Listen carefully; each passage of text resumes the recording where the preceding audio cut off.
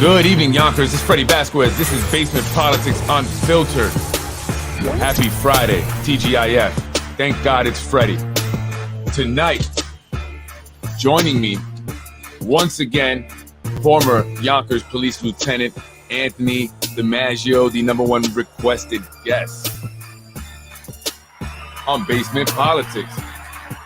I mean, I got recognized by someone, and they mentioned you. They mentioned a few days ago.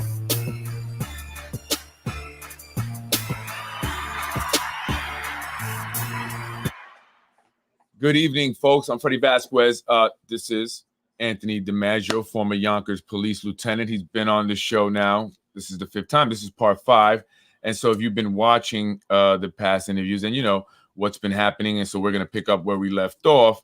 If you haven't, this is Anthony DiMaggio, former Yonkers Police Lieutenant, who was wrongfully fired from the Yonkers Police Department. This, according to Anthony DiMaggio. And I say that not because I don't believe you, right? But I have to like be like, you know what I mean? Try to be fair and balanced or something like that. But that's what you're alleging. So I'm giving you the platform because I do believe you, though. I do believe that what happened to you. But it's still, nothing was proven in a court of law. So I have to say it that way. And I don't want to get sued also, And so, but now he's speaking about what happened to him. He's been talking about the way, that the system or, those that will retaliate against officers who, I guess, are independent, don't fall in line with their way or their ranking system, get retaliated and the means that they use. Last week, we left off with the deposition. You went into it a little bit, and we said we'll pick back off up there. So let's do that, unless there's anything you want to say before then. Yeah. So in between last podcast and now, I was contacted by Danny Sullivan, who's been leaving a lot of comments on the previous podcasts. Yes. And he was telling me a little bit about what his gripe is all about.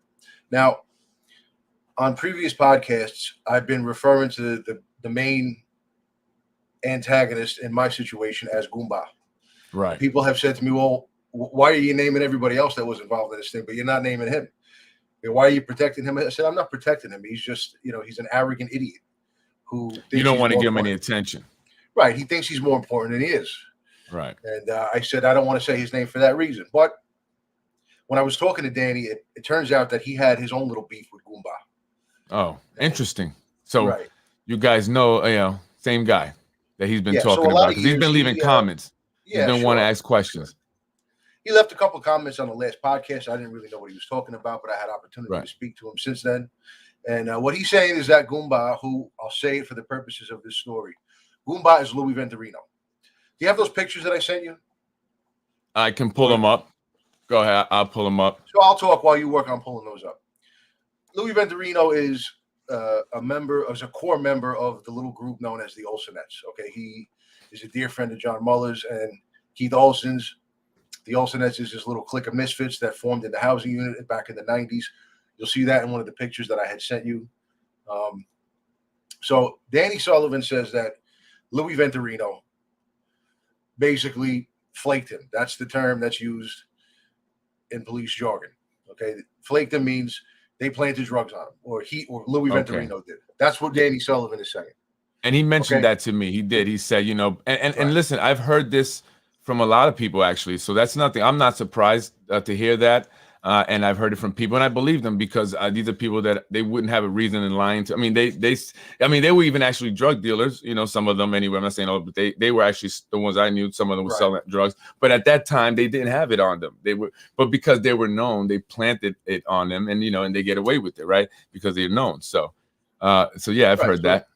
Yeah, well, I mean, look, he tried to tell me that there were some other officers involved, guys that I know, who I know to be good guys. I said, bro, if you're going to say something like that, you got to prove it to me because I ain't buying it. I know those guys. Right. This guy, Venturino, 1,000%, I believe you. I mean, well, is it possible, and I got to say this, that it could have happened, but he is a good guy. I mean, in your experience, right? Because I always say this. I always say that we all have different realities, right? Right. Our realities are never really the same because we have different things in it that happen differently, right? So in his reality, when he had engaged that officer, their reality together was what he's saying. But when you guys are together, your reality is what you're saying, right? So the both of you are right in a sense, right? I mean, could that be possible? I mean, I I guess guess it could be, anything's possible, right? but Anything's possible.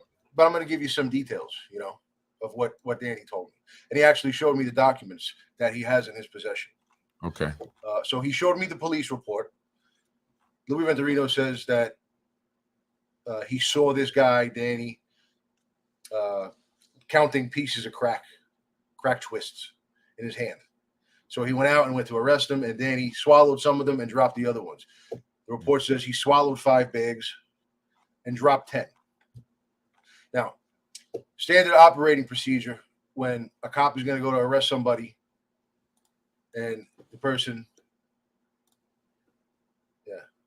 swallows drugs right in front of the cop, standard operating procedure is after he's under arrest, the cops are going to take him to the hospital. Right. And this particular arrest took place in the vicinity of South Broadway and Lawrence Street. So the hospital that he would go to would have been St. Joe's. I don't really remember what they do. They do tests on the person, toxicology tests. If they need to have their stomach pumped, they'll do that. They basically just make sure that the person is not going to OD and die from having swallowed drugs. Okay, that could happen. That I've also heard about that. Yeah, sure. Danny Sullivan showed me the toxicology report, and it's negative for everything. The guy had no drugs in his system whatsoever. So when he comes to me and he's telling me, bro, I'm telling you, I'm not an angel. I've done my things. This guy flaked me. And I say, yeah, I know Goomba. I know Louis. He's a card-carrying piece of shit. I totally believe you. And by the way, that's what I said to Internal Affairs when I got called down there. Why didn't you answer the phone for him? Because he's a piece of shit. Next question. It was just what was their response? I mean, how did they respond to you in that? They were kind of taken aback. No one had ever gone to Internal Affairs and answered some of the questions they were asking me the way I answered them. Because I knew what they were doing. I knew they were setting me up and they were just taking part in a hit job. So I didn't really show them any respect in the way that I answered the questions. And you had this confidence, especially against this guy, right? Who's kind of, in the other ranking system was kind of high up there, right? As you said, he's a made guy, or he was a made guy. Yep. Right. So for you to be so confident. If you show the pictures, I mean, it would. Yeah, really I'm trying to look for them. I'm not sure. Did you email them to me? I don't see them in the emails. Let me see. Now, let me know if I disappear here because I've never tried to pull anything up while we're in the middle of a podcast. No, you're still there. Yeah, and I did see them. I'm not sure if you emailed them to me. I did check I'm going to send them the to you inbox again right now. Yeah, just forward them to me. But they're it's titled The Olsenettes, right? And it's got, the officers you're talking about. And it shows them when they're younger. Right. They're together. And you know what? The photo looks very much, Goodfella-ish. Not to be, I know you're Italian, but hey, I'm Puerto Rican. No, that's all right. What do you think I get But not to be stereotypical, but it looks very Goodfella-ish. Goodfellas. And that's one of my favorite movies, by the way. Yeah. Well, you remember they're in suits. They're together. Ray Liotta explained being a made guy in that movie. It's a license to steal. It's a license to do this. It's a license to do that. Right. It means nobody can F with you. It also means you can F with anybody you want as long as they aren't also a member, right? I think it went something like that, the explanation. No, that's almost, I think you got it right. I mean, at least from what I can remember. I just sent you the pictures. Okay, I'll pull it up here again. I'll check my email. Let's just show everybody who Goomba is and who the people that we're talking about in these. All right, so I got them here. Okay. I think it's funny when you say Goomba. I always say that. You always say Goomba. You call him, and I even asked you, and then you told me I don't want to give this guy any any kind of recognition or whatever.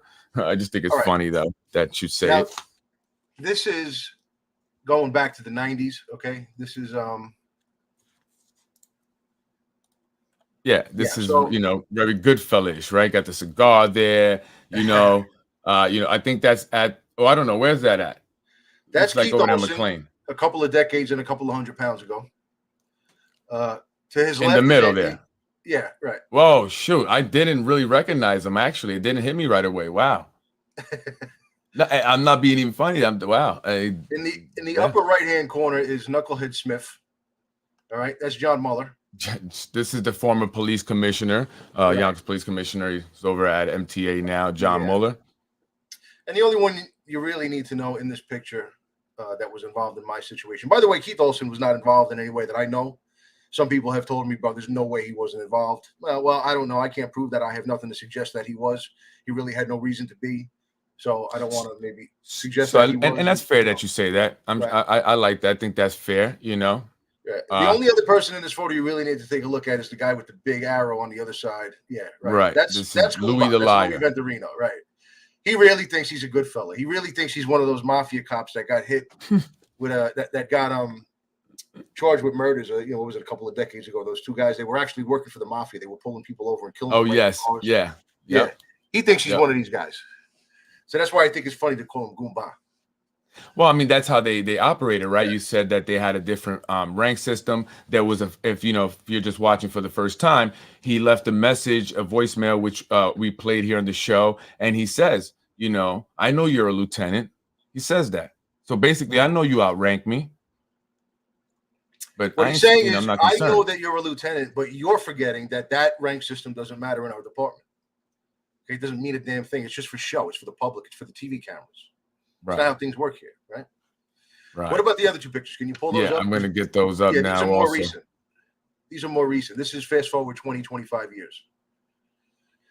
Okay. If you see the little circle, let me see, because this is they very much are different here. I'm trying to John, where's Mueller?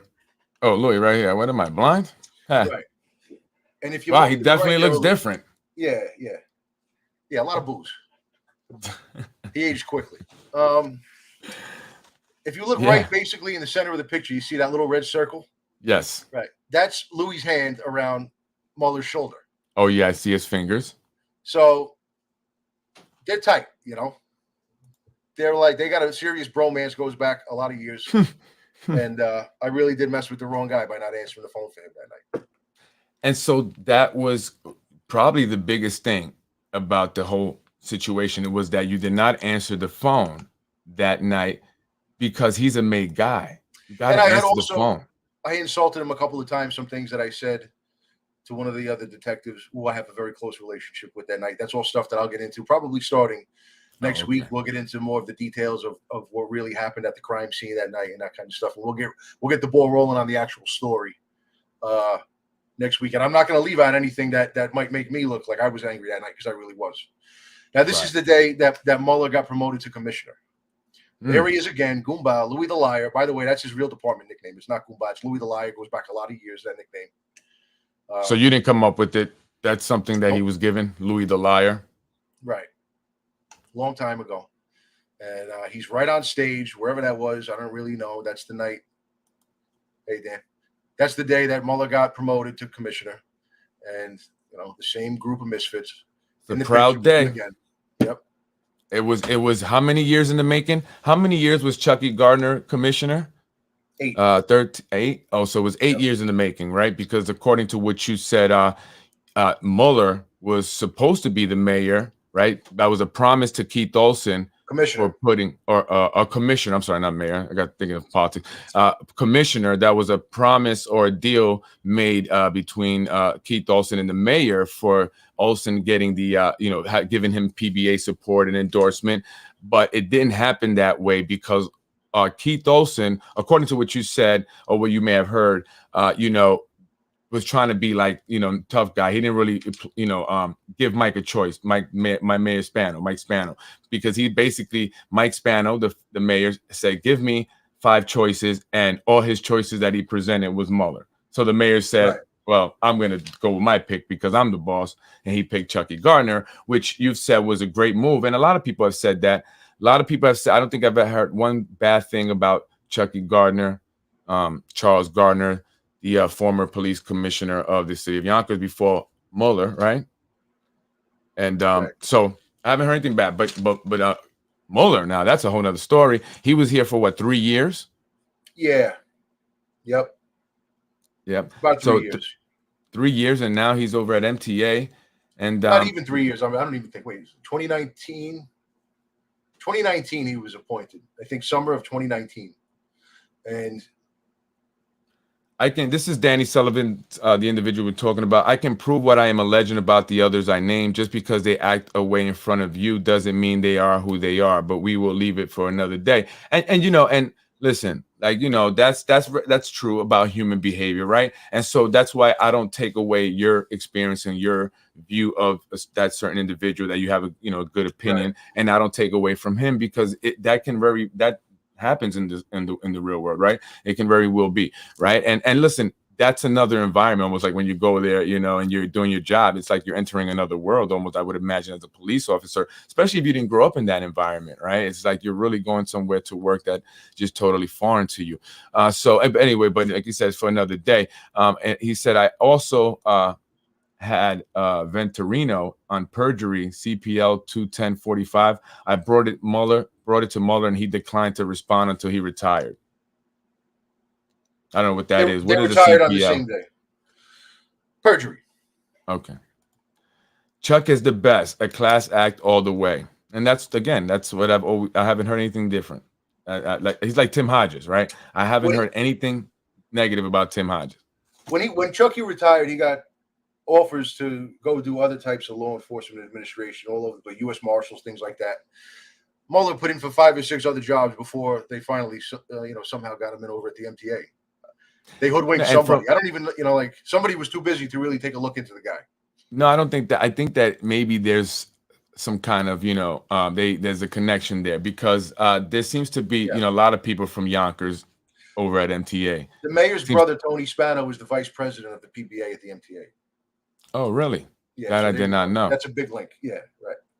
Oh, right. Interesting. So, I also saw. I don't get a job without a hook. So.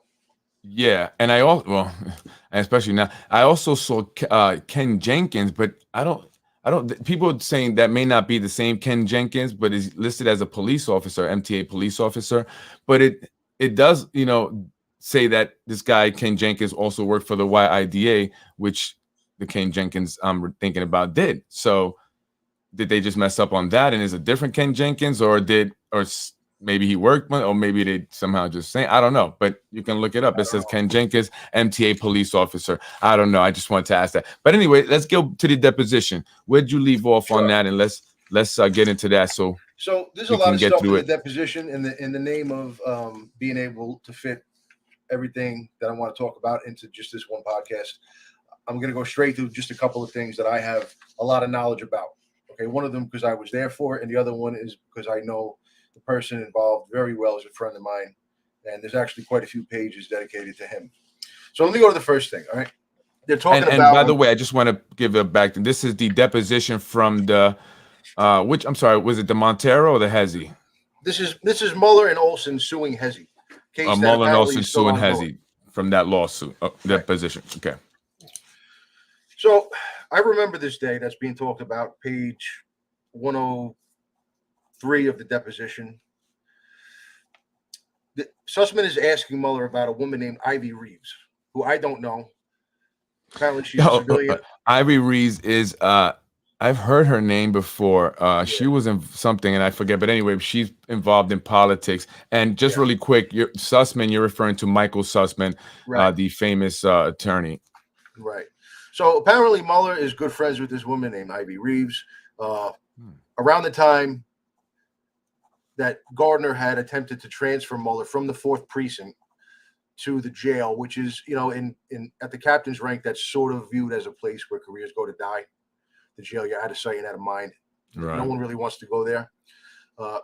Gardner doesn't like Mueller. Neither did the guy who was Mueller's chief at the time, a guy named Frank Intervallo. His nickname was Frippy. Him I know very well since I'm a kid. Really, real sweetheart of a guy. Neither of them liked Mueller. Nobody liked Mueller. It's just the reality of the matter. And they tried to transfer him. Now, I remember this. I remember I was working in the 4th precinct. He had already written up that nice recommendation for me to go to housing. Remember the one I sent you? Yes. And it was that was let me tell you, he spoke highly of you there, right? Sure he did. So this is, Yeah, sure. And so I was all teed up to go to the housing unit. One day I wake up to a text message, and I can't remember who sent it to me. It was one of my good friends from the 4th precinct. And in the text message, it was just a picture of the transfer order.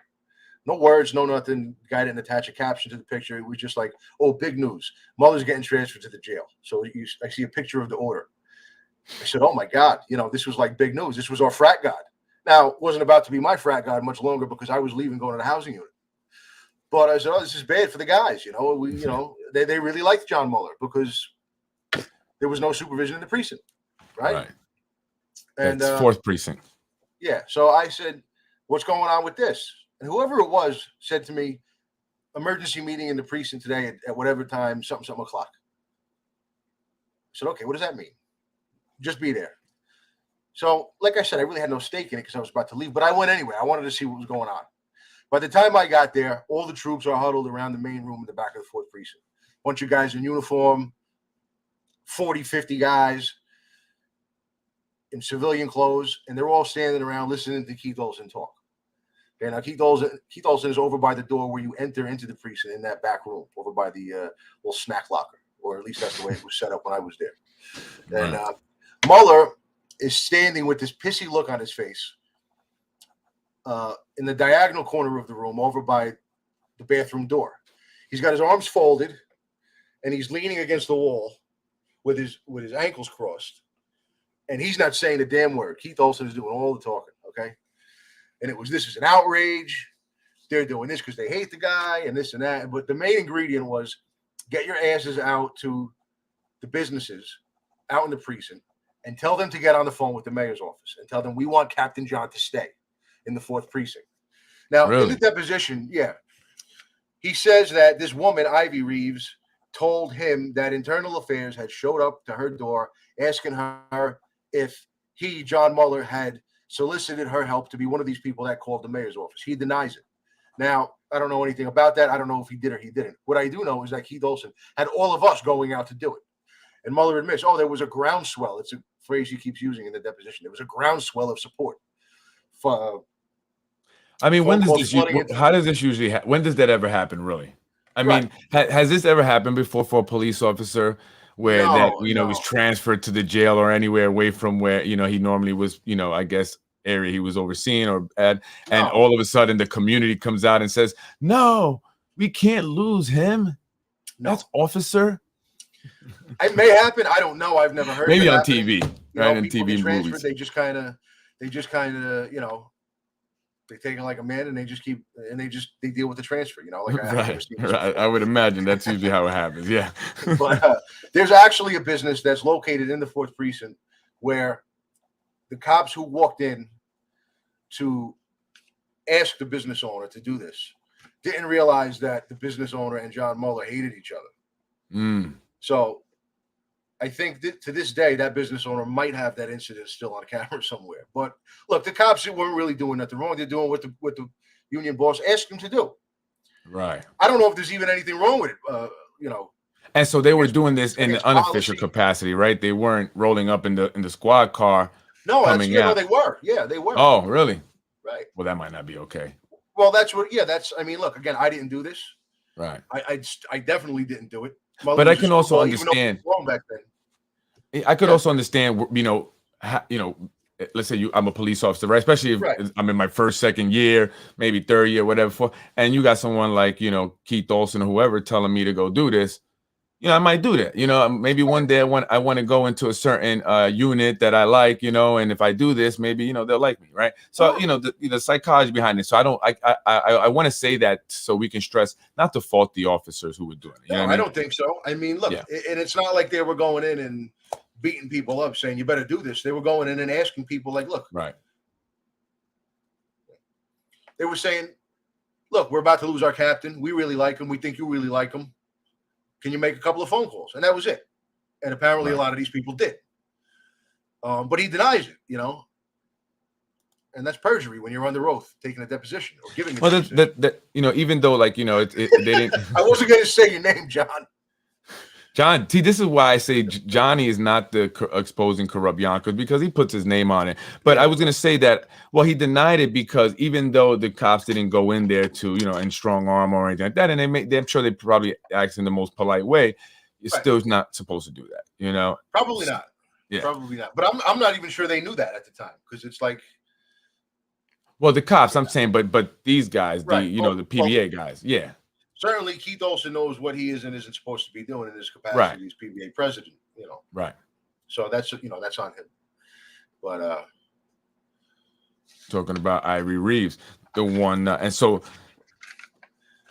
he eventually was able to dodge the transfer, and the community came out and supported John Muller. Yeah, right. No wonder he wanted to do this community event at night, some night event in the community. He told me, he said, "You know what I'm going to do? We're going to get together." Then 2 days later, he resigns and he goes to MTA. I said, "Wait a minute. You must have known when you were telling me that we were going to be doing all this, that you were going to be going to MTA soon, right?" Yeah, I know. I'm sure. I'm like, okay, he just bullshitted me that whole time. Okay. He's a con artist. So, but I mean, this is why I believe that now, because I've had that experience, right? Right. So that's really that story. But, for him to go on the record under oath and say that there was no solicitation of all that help, I mean, how did all those people know to call in then? I mean, if there was no solicitation, if there was no cops going around telling people what was going on and asking them for help, then how did they know to make the call? Right. How did they know he's going to be transferred? Right. I mean, they don't make that public, right? They don't put that on TV and say, we just want to make a major announcement. Mueller's going to the jail because that's where he belongs, right? Right, because nobody gives a damn anyway. You know what I mean? Why would you? Yeah, you wouldn't make something like that public. That's the cops going around. But that's Yonkers. General Olsen. That's Yonkers. Things like this happen, and you're just like, I mean, but there's no way around it, right? It's just we just have to eat that because there's no way. I mean, it happened, right? It's like with the city council president, the current one, FOIA a request for an email the same day that email was sent to one individual.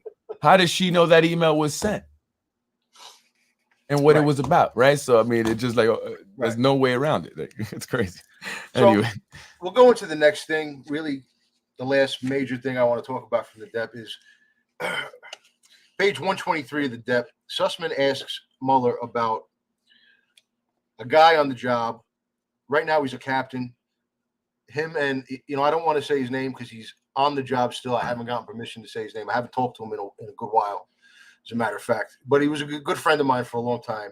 And a lot of the things that are mentioned in here, I know about them because he would talk to me about them. Okay. Right. And Mueller perjures himself quite a few times in his deposition. And from firsthand knowledge. Yeah, because the guy's a good friend of mine. He's an honest guy. He's not a liar at all. He told me these stories in great detail when they happened. And they're totally John Mueller. If you look at the stories that he's telling, he's all of this describes John Mueller's MO, right, as an insecure knucklehead. So let's get into a little bit of it. I'll just call the guy, we'll call him Boxer, okay, because he's a boxer. Okay. Everybody on the job who's watching this knows who I'm talking about right now, and it'll get around, So Sussman asks him, let's speak about Boxer, who you identify as well as a person with knowledge. Boxer and you have had a long adversarial relationship, as I understand it. Is that correct? And Mueller says no. Okay, he's perjuring himself. They can't stand each other, going back a lot of years, and I can tell you how it started. Right? Oh man. Sussman. I mean, why lie about something so simple, right? I think something. I think you should have just been honest, because then that'll make you look, Because the guy can't stop himself from lying. He's on auto lie. He walks around on auto bullshit mode all day. He's just one of those people. Yeah. Right. Some people, that's really a real thing, man. You just can't help but lie. Pathological lie. Narcissist. Right. So he brings up a situation where, and I'll cut right into the story as it was told to me by Boxer. Okay. John Mueller is a captain in the street crime unit. Boxer is a sergeant in the housing unit. Now, the street crime unit and the housing unit, the offices and the locker room, two separate offices in the same building, but the locker room was shared by both of those units and maybe a couple of other units. I remember there was a big locker room. I remember because I worked in the housing unit too.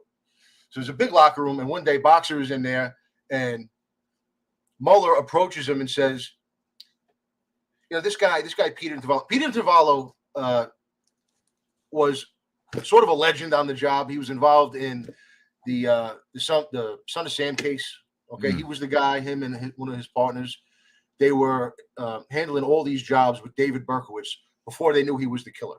But he was a nutcase, and he was doing crazy things in the building that he lived in. And they were handling all those calls, and they were reporting to the higher ups in the Yonkers Police Department. Right. Like, this guy should probably be on the list. He was Yeah. doing things Yeah. like lighting bullets up on people's doormats inside the building.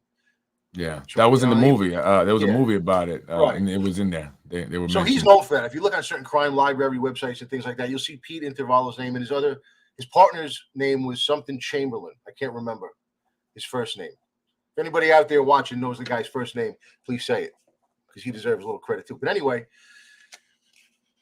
Peter Intervallo had done something to get under Mueller's skin. Asked him maybe something, is this the best way to do that, or something. Mueller had made a decision about how he wanted something done, and Pete said, I don't know, is that really the best way to do that, or something like that. So now, in Squirrelhead's brain, you got to go down. You got to be cut off from overtime. Your life has to be destroyed, and this is just what he's been doing for years. Tommy Chamberlain, was that it? I don't know. I'll take your word for it, John. So now Peter Intervallo is in Squirrelhead's crosshairs.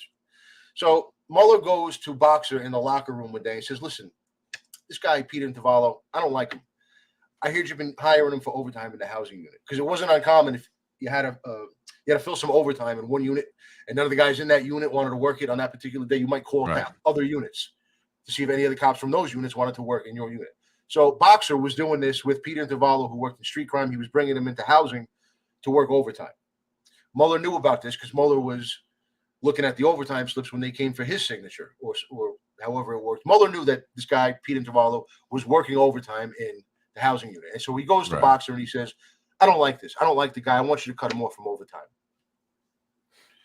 And Boxer says to him, he says, well, Cat, with all due respect, I got no problem with the guy. I hire him on overtime. He comes, he does a good job, and everything runs smoothly. So, what's the problem? Well, I don't like him, and I'm a captain and you're a sergeant, and I'm telling you, this is the way I want it to be. Again, with all due respect, Cat, the Boxer's telling him, the only person I answer to about who I hire for overtime is my commanding officer. I don't answer to you about it, Okay, well, you hire him and you see what happens. You just do it and you see what happens, okay? So what does Boxer do? He laughs his ass off and he goes and he hires him anyway. And not only does he hire Pete Intervallo, he also hires his two sons that are on the job. They were both – Pete Intervallo, by the way, I know you do. Let's just, let's not, Danny, all right? We'll talk offline about it. So he hires Pete Intervallo, and he hires his two sons. Okay? Now, Peter Intervallo Sr. has since passed away a couple of years ago. So I hope his sons don't mind me telling the story. I know both of them. They're both good guys. And they both love Boxer, I think. I know one of them does a lot. And the other one, I think, does too. So I'm sure they don't mind me telling the story. And Boxer says to Chucky Gardner, look, the only thing I regret is that I couldn't hire Frippy, too, because Frippy was the chief, was Pete's brother. So he hired Pete's two sons. And he says, the only reason I didn't hire the uncle is because he's a chief and I can't, in other words, F Mueller. Yeah, right. He's like, I'm going to hire his whole family if I could, put him down overtime. So now forget it. Now Boxer is in Mueller's crosshairs for years following this. All right? Make sure target. Mueller sees something on the bathroom wall in one of the precincts. Now, in police culture, there's a lot of things about it that are petulant and juvenile. One of the things is graffiti on bathroom walls. One cop doesn't like another cop, he'll write something about him on the bathroom wall. And this, when I got hired, it was really bad. It was really bad. Now, not so much, I don't think. Or maybe I'm wrong. Maybe it still is. But it used to be all the time. There was all types of stuff written about me when I was a rookie, And so Mueller sees that someone wrote, Mueller brought EH to Yonkers, or Mueller is responsible for bringing EH, Edmund Hartman, the police commissioner at the time, to Yonkers. Nobody liked the guy. Funny thing is, when Mueller was made commissioner, people were crying, we need EH back. And if he knew that, it would have drove him nuts. He would have launched investigations to find out who was saying that. And so he sees something to that effect on one of the walls, and someone whispers in his ear that it was Boxer, right? So he sees Boxer. I don't know why I think that's funny. Because it is. Because it's funny. Because it's outrageous how juvenile and really unfit for leadership the guy really is. Right.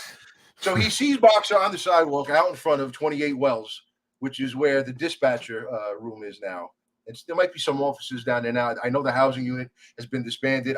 The street crime unit That's over there by or SIU. the Kawasaki building. SIU. It was SIU. It wasn't the street crime unit. Mueller was the captain of SIU, not street crime. So I don't know where that is now. Those offices might have moved. But anyway, at the time, it was in 28 Wells down where Lionsgate is now. It was across the street. Right. And Mueller sees Boxer and runs up to him screaming on the sidewalk. Now, when the deputy says, "Oh, I talked to him," no, from what I got from Boxer, it was an all-out shit fit. Like screaming his head off at him over, "I heard it was you. Let me talk to you about that." Let me tell you a little story about how a real cop handles seeing something about himself on the wall, right? 2013, I'm working in housing. Me and my partner arrested somebody, and we go down to the old central booking office, the old central booking building on Alexander Street. Alexander, yeah. Now, you know where that building is? Yeah, I went there once. I was gonna say, so if you were inside it, you know that building, it was like medieval in there, man. You went there, you knew you were in jail. You didn't know, it was cold. You didn't know what time of the day it was. Filthy, disgusting. There was no clocks. Yeah. Oh man, I was arrested for trespassing. That was my dad's building, but they didn't believe me, so they took me to jail. It was dropped, but it was stupid. That was an experience anyway. So I go in the bathroom, and I'm at the urinal, and I'm looking right in front of it, right on the wall, smack in front of me it says DiMaggio family tree. Now, my father had been retired a couple of years. There were some people who had issues with him. A lot of people loved him. Some people didn't like him so much. That's just the nature of being a boss, right? It says DiMaggio family tree. And right next to it, there's a picture of a giant penis and a little penis right next to it. So, yeah, and this is what it was when I looked at it, right? Let me put this comment up. As you'd say that, I put this comment up. Oh, yeah, the entire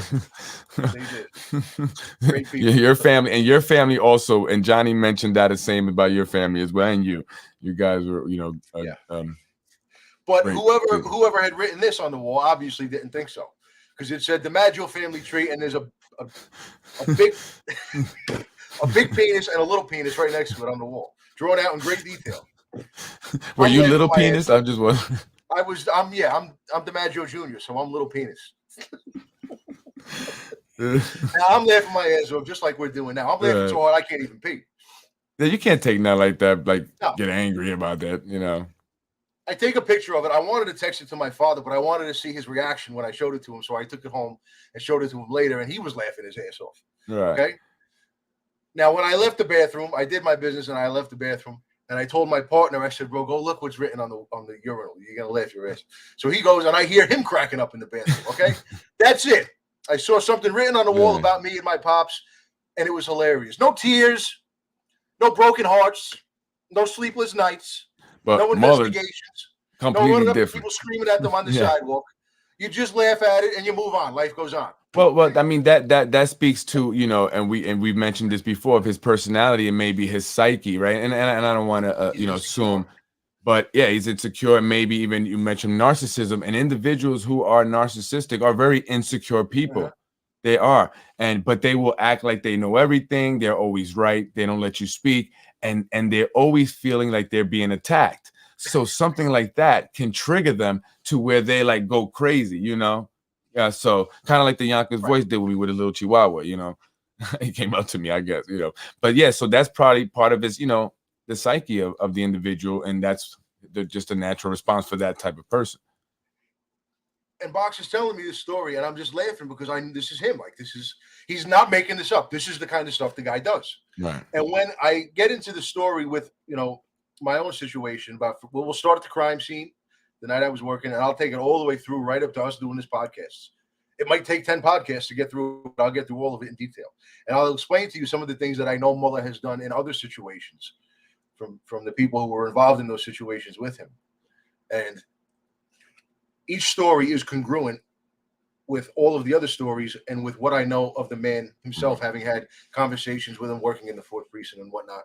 So there's a lot. I got a lot to go through. That's why when I laugh, when he tells you, foil this and foil that, I said, bro, I got all that stuff. We're going to get to it. Don't worry about it. I'm going to listen, and I always believe in speaking about it, right, and getting ahead of it, because, again, if you don't know what I'm talking about, I received an email from some anonymous person asking me to foil some documents, and you have the documents already. So that, he's like, there's no need. I got them right here. So and then we'll go over them, and there you go. Yeah, And I think that's the best way to, even if it says something nasty about you, right? I mean, listen, you face it if it's false, Well, what Mueller wants to do is he wants to take advantage of the fact that the general public, people who might be watching this, even people who might be, in positions higher than him, who aren't cops but have authority over him. Nobody really knows how law enforcement handles internal complaints. At one point, I'm going to explain to everybody how the Internal Affairs Division is supposed to work and how it actually works. Okay, I'm going to cite examples from times that I went down there. What do you call them? What do you call them? I call them the black shirts, the Gestapo. Black shirts. The secret police. Yeah. Mueller's own personal secret police. Yeah. Right. And these are the people that went to see, I just want to mention this, Carolyn Elizabeth Marie, when some anonymous email went out with this rally, right, to protest against the term elimination. And no one showed up because it was some thing, right? So they had one of the black shirts went to her home asking her if she knew anything about it. And I was very surprised. Right. Yeah. Sounds like them. They're all puppets, Anyways, so I'll get into that. Internal Affairs needs to be someone else outside of, Well, I mean, look, or you could just put more serious people down there, people more serious than the people that are down there now. They're all straight up puppets, I'll get into that when we get into, I'll get into that stuff. I'm also going to get into how law enforcement handles domestic incidents, domestic complaints. I'm going to get into how the courts handle them. That's actually even more important than how law enforcement handles them. You got to understand all of that stuff before you can even begin to understand how they are arranged for me to become a domestic offender. Okay. Right. It's not hard to do. And I think maybe that's the first time. Have you mentioned this already the last time? You said domestic offender. You just said that's how they arrange for you to become a domestic offender, right? I don't know if you've mentioned that before. Well, I know we talked about some text messages, right? That the mysterious emailer also wanted me to foil or something like that. He actually said, asked about the text messages before that between you and your ex-wife, right? We're gonna get to it. It's part of the story. We're gonna get to it. Okay. But you have to differentiate between a domestic violence offender and just a non-violent domestic offender, because it's very, very easy to turn somebody into a non-violent domestic offender. Okay. I have no domestic violence in my relationship, no violence whatsoever. I don't have a violent bone in my body. Okay. But when you're a bunch of cops and you know how to portray somebody as some sort of a domestic offender, what they realize is that it's not what you did or what you said, it's how the person feels about what you did or what you said. And I will explain more about what I mean by that when we actually start getting into it. And I will make the public understand. Okay. Yeah, and this is important. I mean, and like you said, it's important for not just police officers, but anyone who's been through the the courts, the family courts and stuff like that. So you would want to tune in and listen also. A lot of people are going to really find what I have to say about that stuff very interesting, because I took 1 million domestic complaints as a cop. I testified in family court. I've been through it from every which angle, every possible angle you can possibly be through it. That's interesting. I know what I'm talking about. Right. That's interesting. Yeah, definitely be interesting to talk about. So the last thing with Boxer really is that some years later he had Tim Hodges was in favor with the mayor. And Tim Hodges really liked Boxer. Boxer was an accomplished cop, really a tactical kind of a guy, and he wanted to go to be the commanding officer of the ESU unit, the Emergency Services Unit, when Pete Butler retired. So on Tim Hodges' recommendation, Mike Spano agreed, we're going to send Boxer to ESU school. He did all the different kinds of schools that you have, firearms, cutting people out of cars, medical, all this stuff. He was fully trained. John Mueller and Keith Olson can't stand Boxer, so they go to Mike Spano and they put the kibosh on it. We don't want him to go there. Wow. I heard about this when it happened from a great source, someone very close to Chucky Gardner. Chucky didn't tell me himself, but someone very close to him, a dear friend of his, did. Okay. So this happened. Mueller lies about it in the deposition, says it never happened. Everybody knows that it happened. How do you send a guy for all that training? Right. He's totally certified for everything he needs to be certified for. Spend the money. Job. Right. Thousands, maybe tens of thousands of dollars. Right. And then you don't put him in the unit. Now they'll come up with some nonsense excuse why it happened that way, but everybody knows why it really happened that way. because the cash cows greasing the Spano political machine didn't want it to happen. Okay, that's why. So even with Tim Hodges, being somewhat favored by the mayor, which I guess looking back now, was he ever really favored by the mayor? I Cash mean, is king. was right. I mean, see what happened there, and then we also see what happened with Tim Hodges and becoming commissioner. Right, that didn't happen. Mueller got picked over Tim Hodges, and so Right. I guess Boxer really wasn't safe with even though Tim Hodges. No, I mean, look, everybody favors Tim Hodges over John Mueller. That's the easiest thing in the world. Right. I mean, but it's it's a matter of politics and it's a matter of money. So that's a great example right there. And I just really want to just point that out where and why when someone says we should internal affairs should be outside, cops from outside of Yonkers, but really it's about getting honest, good people like a Tim Hodges, right, and like Boxer, like you say, into these positions and making sure that they do get into the positions, right, and not money, greasing palms, and then you get, as you would say, a sadist in there instead, and then you have issues like with the gentleman Danny Sullivan has out on the street, because then you got certain individuals, you know what I mean? So then it just becomes a cycle and a chain of bad things happening, and that's why it's important. With the right people in there, the job will get done the right way, right. But look, let me give you an example. At one point, Mike Spano wanted this guy Ralph Carosa in there as the executive lieutenant of the Internal Affairs Division. Now, at the same time he had him in as executive lieutenant of the Internal Affairs Division, he also had him serving as the vice president, the installed vice president of the CLSA. How are you going to be the union president, the union vice president, and also the second in command at Internal Affairs? Is that not a massive conflict of interests? But Spano wanted it that way because he's a plant, okay? And the reason I called them the black shirts, right? The Gestapo or the Schutzstaffel, the SS, the assholes with the lightning bolts on their collars in Nazi Germany. The reason I call them that is because, I said to somebody Justin Barbado, when he gets called, if and when this makes it into a courtroom and he gets called and gets asked, why did you take part in this? What's he going to say? What's he going to say? He's going to say, because I was told to. I was following orders, right? Like a lot of people are going to be saying soon in that Mike Cater lawsuit. You know who else said that? You know who else had that same excuse? Every Nazi on trial at Nuremberg when they rounded them all up and put them on trial. Yeah, you're right. And that's been a big. That's something that they really made a big thing. Where do we say, hey, well, you can't just be hide behind you were just following orders, right? I mean, at some point you have to be accountable for your actions, right? Right. You have to have fortitude and integrity and do the right thing. Thank you. Thanks, Catherine. Right. But yeah, I don't agree that internal affairs needs to be farmed out. I just think you just have to have the right people in there, and you have to have the right people running the department. Okay, you've had nothing but puppets since Chucky Gardner left. And then what goes? Then you have to have the right people above that, right? And then above that, right? So we have to just, and this is why I say it's important next year to come out and vote, because we have to get the right people in. There's a lot of important elections next year. So it affects everything. It's not just, politics, but also the police department, as you've been showing us. How much time do we have left? We got about 12 minutes. All right. And is this true really quick? I've heard this. Yeah. Nick and Lenny Spano run the Yonkers Police Department. That's what I've heard. I'm told Lenny and Johnny. I do see Johnny sipping Lenny grapes with, and Johnny. Yeah. Doom. Well, we got about 12 minutes, so.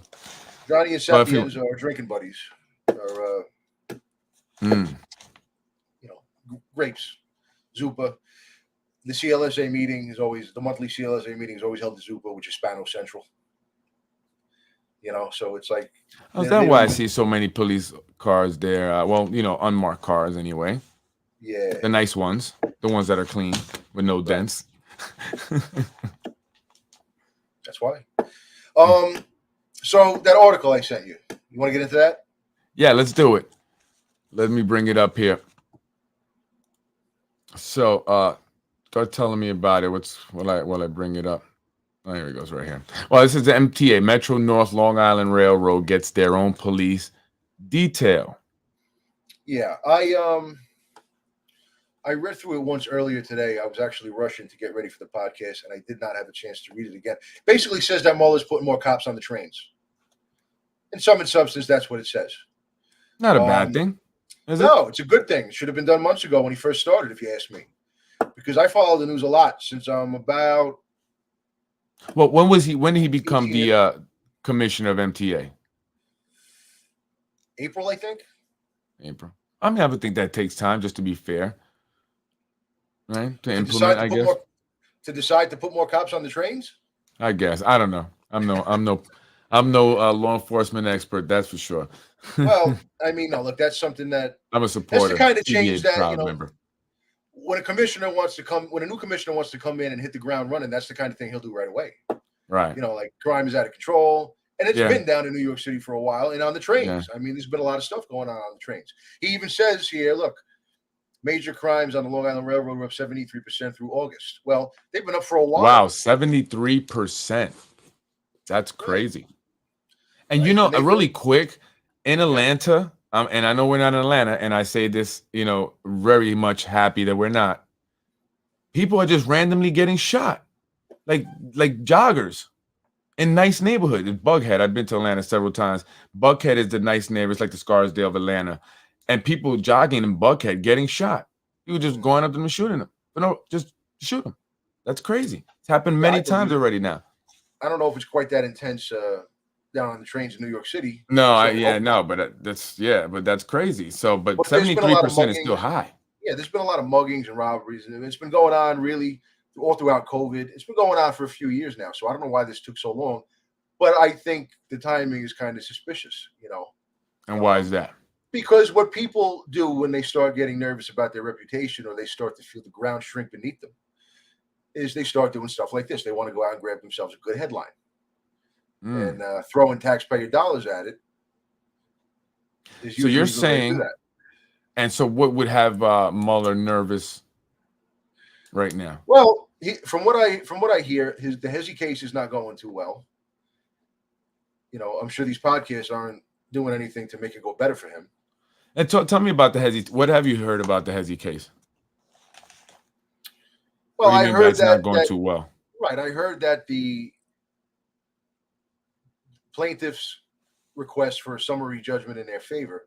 I don't really know the legal terminology they use for these things, but basically they ask for a summary judgment saying, look at all the evidence, look at our complaints, and just tell us that we're right and that we win without a trial. Right. Sometimes that happens. It didn't in this case. There were things heard. This deposition was supposedly a part of that, of what they wanted the judge to look at. Again, I'm not familiar with the legal terminology that apply in these settings. But their request for a summary judgment was dismissed, and the judge said, all right, either call it quits, or maybe if you guys want to make some sort of a deal, or it's going to go to a trial. From what I heard, the judge actually warned them against going to trial because the judge said anybody who reads these articles on the Yonkers Tribune is more likely to assume or to understand that they're reading opinion and not fact. Right. So, and then first of all, how do you say that Hezzy's not a journalist and force him to give up his sources? And then how could you possibly rule that he libels somebody? If he's not a journalist, how can he libel somebody? I don't understand that. You know what I mean? If you're not, you don't have to be a journalist to do. You don't have to be a journalist to libel somebody. Well, I'm libeling John Mueller all day. I mean, I doubt he's going to be taking me to court. Everything that they did in my situation was designed to keep me out of a courtroom. So what you going to do? Take me to court now? If you have some impact, and you what you're saying is lies, and it has an actual impact, a tangible, impact that they can, calculate right into some kind of monetary. Okay, so maybe he can libel him. I don't really know. But so I mean, it's possible. I mean, he does have a large following, and then he kind of does create the narrative in the comments by allowing and not allowing certain comments, right, and knowing which ones are BS.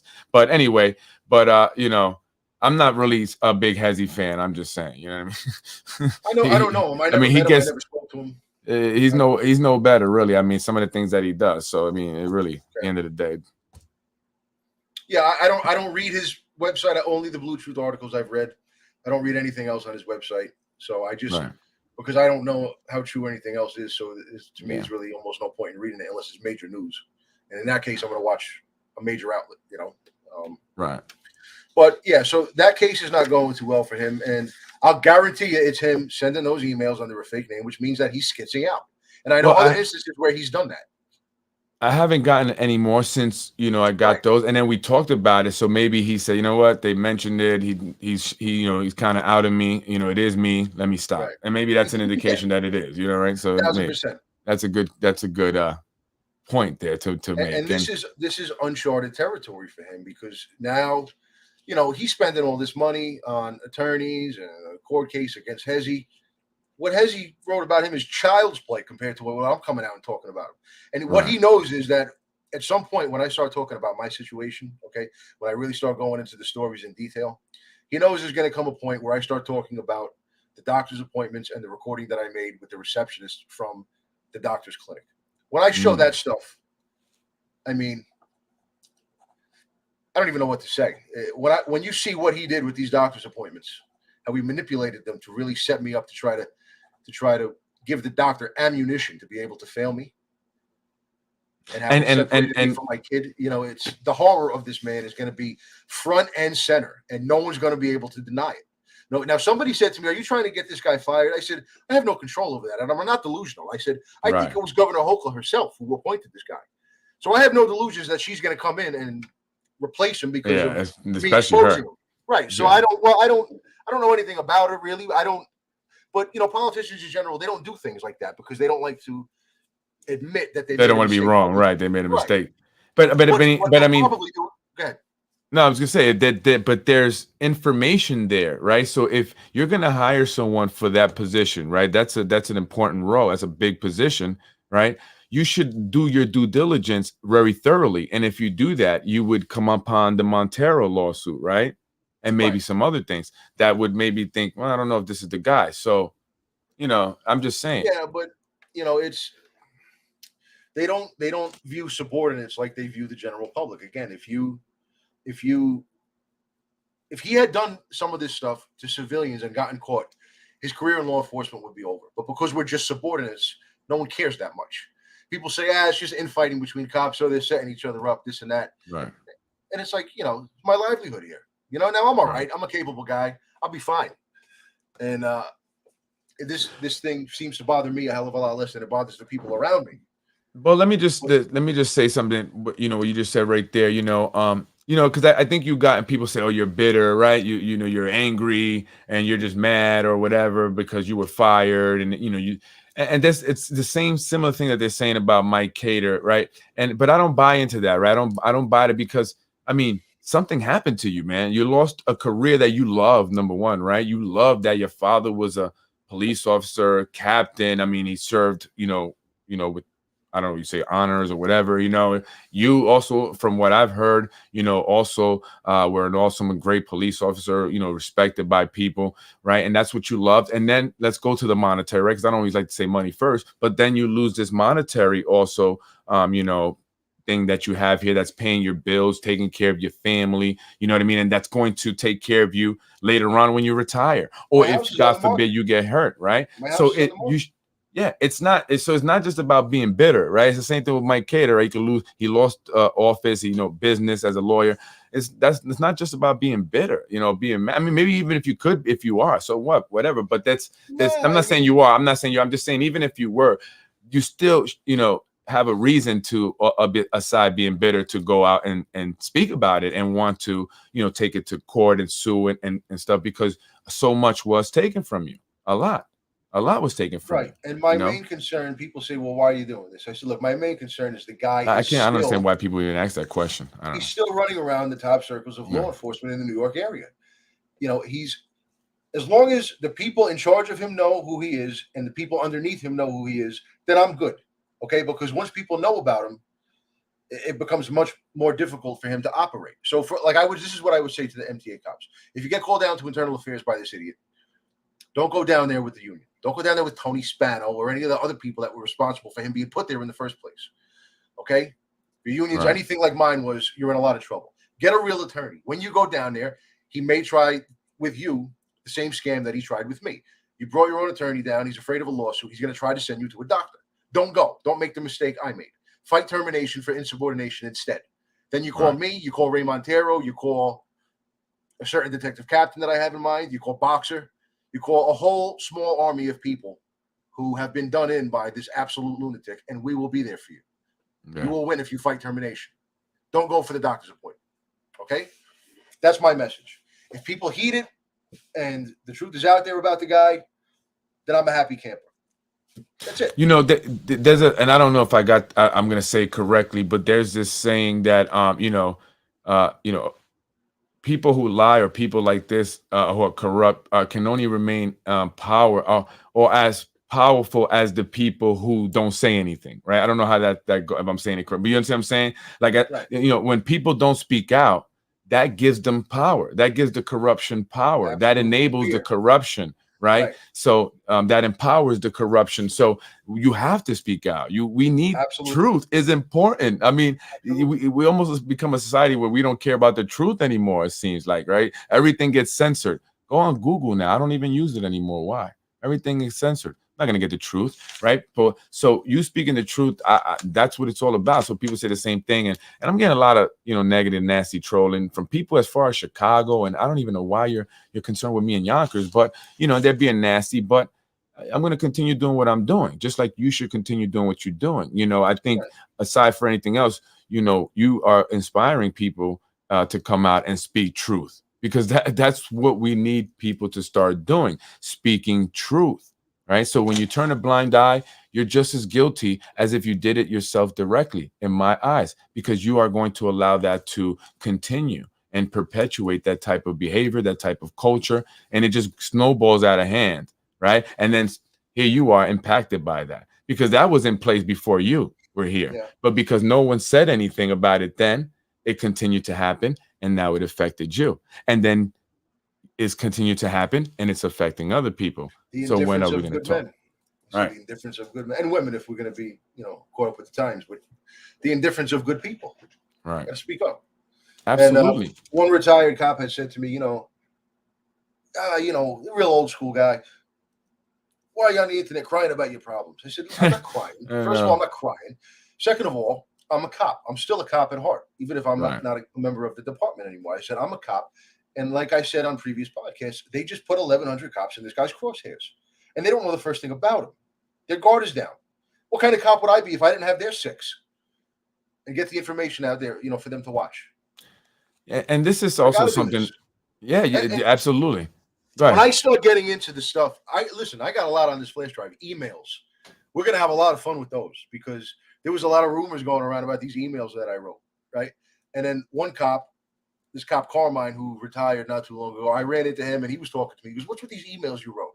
So I had him on my phone. I let him read some of them, and he was loving them. He goes, this is not what I heard they were. These are really good. They're well written. I said, of course they are. But they made it seem like you were some guy ranting, some mentally off or something. At certain intervals during the early stages of this thing, I wrote emails to different people throughout the department. Right. The point of writing the emails was not really to send them to the people that I actually sent them to. It was just to get them on the record in some capacity. Things that I knew were going on. I got a little colorful with some of them. Threw a couple of jabs at Mueller in some of the emails. And so that was one of the things that they gave their crooked quack to use against me. Oh, he's writing these emails. And, why is he writing these emails? That's like, that reminds me of my issue with the building department. And I went in there one time, and I was being purposely silly, right? I was being purposely loud and obnoxious, because it did what I wanted it to do. It got attention. It got people to notice my problem with the building. I mean, it really helped. I mean, it worked, right? But people started to say, "You're crazy." They were trying to say, "Oh, this guy's mentally unstable. Something's wrong with him. Look what he's doing in the building department." Like that was just, I planned that. That was purposeful. I had to create, and that's why I do base politics. And you coming out, you gaining that attention, and people are starting to more and more slowly learn about it. That's important. But people don't get that. As we go over the emails, and the emails are a big part of what's in the internal affairs documents. As I plan to go over them as we go from podcast to podcast, and I'm like, all right, I'm going to go through this part of the situation tonight. I will send you the emails beforehand, and you can read them. Yeah. And you can ask me questions from them, which is mostly the reason that I wrote them. Because I want an attorney or a news podcast or podcaster, whoever, to read them and say, what did you mean by this? And then I'm going to explain it. So you were calculating, right? You were thinking of this ahead. And I think that's something that actually Mueller mentioned about you in a good way, in that recommendation for the housing, right? He said that you were something that was similar to calculating or strategic or Yeah, something he like said I that. was intelligent, methodical, and can operate with a Methodical. minimum level of supervision. Right. Right, methodical. So, and methodical in a way that's like, you think about it. You're very, detailed about what you're going to do, and you think ahead. Yeah, So and you're gonna like that these emails. They're really good. I like them anyway. I don't know. Maybe I'm just full of myself, but I really like them. some people might say that actually, but I get that also. So don't worry about it. We're in the same team there. But anyway, no, people really enjoyed the podcast. People are speaking about it. Your podcasts are getting a lot of views, so people are definitely interested in this stuff. So people, I would imagine, are learning, right? If they didn't already Yeah, know, you're letting them know some shit, some stuff. They're like, oh shit, this is crazy, right? yeah, And and it's gonna eventually, get it's more gonna interesting as we go along. Yeah, right, and it is, because then there'll be a time when there probably be a trial or something, right, or court case about it, right? That may and also be down there. I gotta say, look, I'm not really a vengeful person. I'm not a child. Okay, these things happen in life. Sometimes you get unlucky. You had a screwball like that put in, and it was going to be somebody. From the second he took power and had all the power of the civil service law at his fingertips, it was going to be somebody eventually. Now Right. they stepped in, from what I heard, and told him, "Look, you idiot. We didn't make you the police commissioner to torture people. We made you the police commissioner because we got paid to. So we don't want you, starting all these fires. You know what I mean?" Right. Right. Now, if they had only read him the riot act like that before they gave him all that power, I might still have a job. Right. But they brought in Paul Sweeney to put out the fire that he made with me, and then they told him enough of this. Okay, and he didn't do it to anybody else really in any serious sort of a way. And it's messed up because now once he gets that going on you, they have to follow through. Even the Right, other people that don't like him doing it, they have right. no choice but to follow through with it The also. mayor has to pretend he doesn't know what's going on. Right. Right. And a crooked shrink gives them the report that they need to be able to pretend that they don't know what's going on. That's why a crooked shrink in your pocket is so important. Right. So yeah, look, there's just one thing I want to say. I don't know if we're running out of time here or whatever, but Yeah, we got we got a few we minutes. can get a minute. Yeah, I got a minute or two. All Go right. ahead. One thing that's very important is because what they'll do is, you see, I kept catching them every time they made a move when this was in its earliest stages, first few weeks, first couple of months. Okay, I'm enjoying the fact that John Mueller knows that on one of these podcasts in the future, I'm going to be showing the two doctor's appointment notices that were 2 days apart, and I'm going to be playing the audio recording that I made with the receptionist from the doctor's office on the day in between those two doctor's appointments. He's going to have all kinds of problems, I would imagine, after that podcast. And he knows what's coming because he's seen the flash drive. He's heard the recording. So I am enjoying the fact that I know he's not looking forward to this, and he's probably a little nervous about it. Maybe he's not, who knows? He does have a lot of protection at high levels of government, but he should be. Well, a lot is happening and has been happening recently here in the city of Yonkers, and really actually across the country, but specifically here in the city of Yonkers, with things coming out. The Mike Cater lawsuits now just were released, and I've been talking about that. You've been on the podcast. You've been getting a lot of views. People are talking about you all over Yonkers, and then we have this elections coming up. These pages now that are out there that are talking about the elections next year and the corruption. So they want people to come out and vote, and you have more pages, people now talking more about it, people speaking out more. Who knows where this may go, right? Who knows? And that's the impact that, we need to make. And that's why it's important that more and more people speak out, because ultimately we have the power. We're the power, right? We are the people, right? So Anthony DiMaggio, I appreciate you joining me again. Yeah, just one more thing. I didn't get to say the thing that I wanted to say. It was, what they kept doing was every time I caught them and they decided they had to keep piling on and escalating, they would go back to my daughter's mother and they would say, now you got to do this because now we're in trouble. So now we have to cover it up this other way, and you have to help us. You have to do this. I want to tell the people watching this, whether it be Mike Spano or John Mueller, or whoever it is down to the detective division, she's done. Leave her alone. All right? Don't keep going back, because now I'm exposing you, and I'm giving you the solo camera shot, man, so you could tell your message. Okay, yeah, I didn't know what that was, but yeah, leave her alone. She's done with this. She's done helping you. She got what she wanted from you. Okay? You couldn't move her now if you wanted to. You'd have another major lawsuit on your hands. And I would be right there to back her up if you even tried. She's a good woman, and she's good at what she does for a living. She's a fucking pain in my ass, but she's a good woman and a good employee. She's my cross to bear. Leave her alone. She's not going to help you anymore. All right? That's all. That's all I wanted to say. Yeah, and you know, we didn't really get too much into the your ex-wife and stuff there and what happened there, we will, but so that's going to be definitely it's going to be very interesting when we get into that stuff. And I think that once we'll understand a little bit more, because we've kind of been talking about it, but I think we need those details too there, especially now after you just gave this, message to those individuals, like, we want to know now. We want to know what's going on there. Anyway, Anthony DiMaggio, I appreciate it. And then, people have some comments. You maybe could, look at the comments and respond to them, asking about, let's talk about the Irish cop McIntyre and the perjury. Danny, I told you I'm not buying it, bro. I'm not buying it.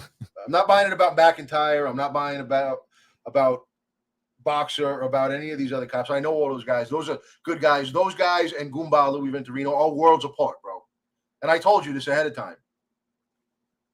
I think and I think that Danny, I don't think you're ever going to get Anthony to think any differently. And again, not because Anthony's right or wrong. I'm just saying, we have different experiences with different people. Right? It's like when I was watching Victoria Gotti talk about her father being this person, right? And then you have the FBI agents who arrested him, saying, "Who was this murdering guy?" You know what I mean? So, and I believe he was both. I believe he was both. So, but that's that. If you got something on those other guys, then when you prove it and I see it, then I'll believe it.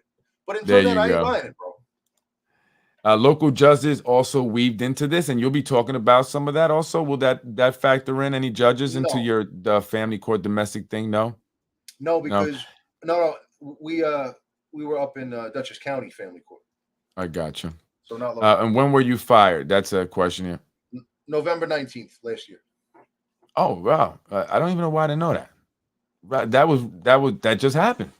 Yeah. Well, I mean, not just happened, but I from what I don't know why I had in my mind, maybe like 5 years ago or longer. No. But anyway, that just happened. Okay. Oh, so listen, this is so you're not really this is fresh. This is fresh. Oh, this is fresh. Oh, okay. I don't know why I didn't know that. Bad me. I should have known that. Anyway, folks, Anthony DiMaggio, former Yonkers police lieutenant, right? Wrongfully fired, stripped of your pension, stripped of your love, right? A job that you loved, your career that you worked so hard for. It's kind of like a family tradition. Also, it was a family tradition, I would imagine, and they took that from you. So, whoever says to you, stop crying on the internet, or don't be bitter, or you're bitter.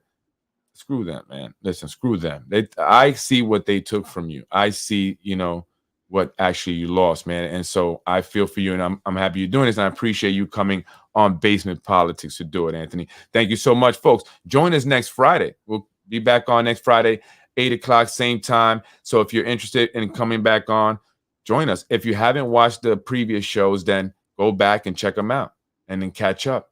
And then next Friday, we'll get into some of the, I want to call it juicy stuff, right? The Bravo stuff, the Bravo E stuff. Anyway, folks, that's Anthony DiMaggio. Thank you, brother. Have a great night. Have a great rest of the week, and I'll see you on Friday. I'm sure we'll chat before then, in between, now and Friday. All right, take care, brother. Have a good night. And Danny, and you and Danny can chat offline maybe about those guys. Take care. Folks, I'm Freddie Vasquez. This is Basement Politics. That was Anthony DiMaggio, former Yonkers police lieutenant. I'm sorry. My music, my original sound. Shout out to CJ, the producer of this. Anyway, that was Anthony DiMaggio. I'm Freddie Vasquez. This is Basement Politics. I need some water, man. Monday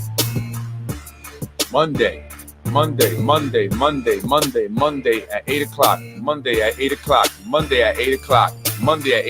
That's all I'm going to say. Monday at 8 o'clock. If you don't watch any other podcast, although I'm sure most people are watching this one, at least with Anthony DiMaggio. I was raised in housing. I don't think you... Be quiet, Tasha. Make sure that you watch on Monday, 4th and 5th, 26th, September 26th, Basement Politics Unfiltered at 8 o'clock. You miss it, you're going to be mad. making sure you tune in.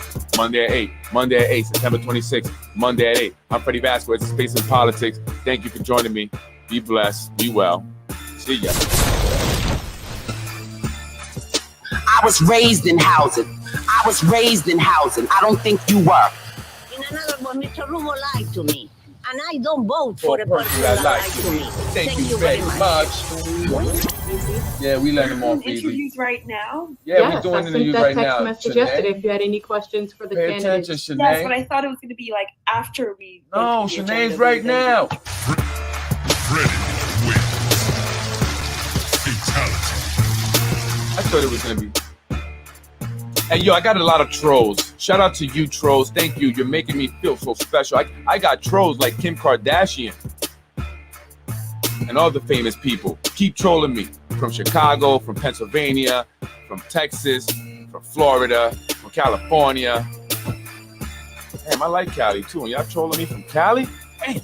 I feel like Kim Kardashian here, baby. I got trolls. In different area codes. I was raised in housing. I don't think. You know, what is that sweet spot? I was raised in housing. I don't think you were. I went to Yonkers Public Schools. I don't think you did. We can go on all night with this, honey. Tell him. Freddie wins. Tell him. Fatality. Did anybody find out if Tasha Diaz is a social worker for New York City Health and Hospitals? Please tell me it's a different Tasha D. Freeman, please. And Lorraine Lopez, please. I don't want to see nothing bad happen to people. I want to see all people win. You're Even the watching bad ones. Basement Politics with my dad, Freddie Vasquez. Thank you for watching Basement Politics with my husband, Freddie Vasquez. That's me. And have a blessed night. Freddie wins. Fatality. No!